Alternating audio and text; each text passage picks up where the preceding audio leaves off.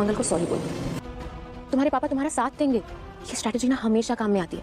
बस एक बार जाके मंगल को सॉरी बोल दो, फिर देखना सब कुछ तुम्हारे कंट्रोल में कैसे आता है। पता नहीं मुझे क्या हो गया था, मुझे ऐसा बिल्कुल नहीं करना चाहिए था। I am really sorry. माँ, आगे से मैं ऐसी हरकत कभी नहीं करूंगा। ईशाना बेटा, तुम यहाँ अकेले क्यों बैठी हो? आज तुम्हारा बर्थडे है ना, आओ बाहर हम सबके साथ बैठो। इतना दिल पे नहीं लेना चाहिए। चलो।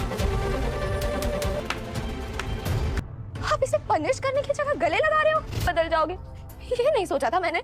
हेलो दोस्तों, आज मंगल लक्ष्मी में हमने देखा कि मंगल ईशान और नील की बर्थडे पार्टी रखती है, जहां ईशान अपनी फ्रेंड्स को इनवाइट करती है।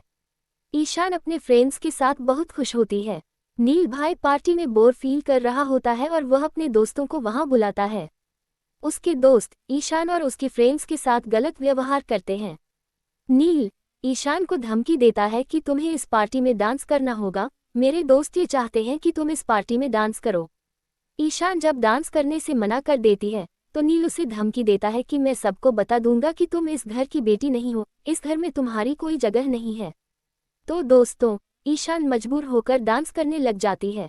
नील ने पहले ही मंगल और अक्षत को कमरे में बंद कर दिया होता है। फिर जब मंगल म्यूजिक बंद करती है तो उसे पता चलता है कि बाहर यह कैसा म्यूजिक लगा हुआ है, बाहर कुछ तो गड़बड़ है।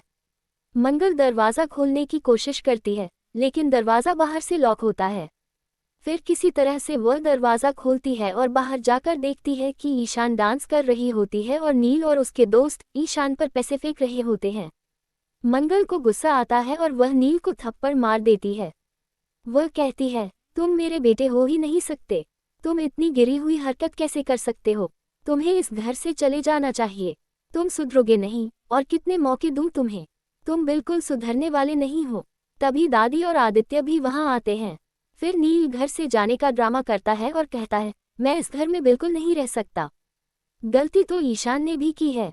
ईशान अपने दोस्तों के सामने मुझे कजिन बता रही थी, जबकि मैं उसका खुद का भाई हूँ। उसने अपने दोस्तों से मेरा परिचय तक नहीं कराया और सबको मेरी ही गलती दिखती है। मम्मी तो मुझे बिल्कुल भी एक्सेप्ट नहीं कर रही हैं। वह तो मुझे अपना बेटा मानती ही नहीं है। माँ तो ममता की मूरत होती है, लेकिन ये तो मुझे अपना बेटा कभी मान ही नहीं सकती। उनकी नज़रों में तो मैं ही गलत हूँ, जबकि गलती तो ईशान की भी थी। फिर दादी और आदित्य मंगल की एक नहीं सुनते और उल्टा मंगल को ही डांटने लगते हैं।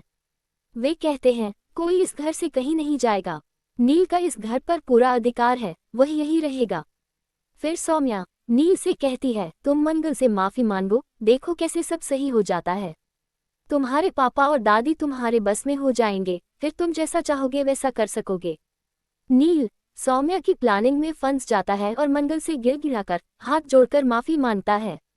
मंगल उसे माफ कर देती है। तभी सौम्या ईशान को वहां बुला लेती है।